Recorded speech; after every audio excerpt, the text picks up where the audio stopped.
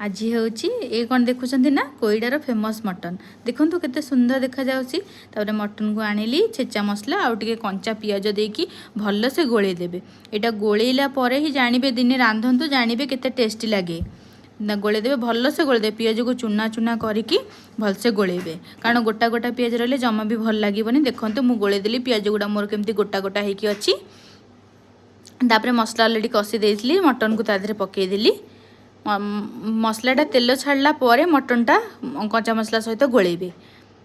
देखो सब मटन मु पकईदेली आपर देखु केते सुंदर कलर होती केते बढ़िया किना फुटुची देखिले बढ़िया देखा जाउची ना।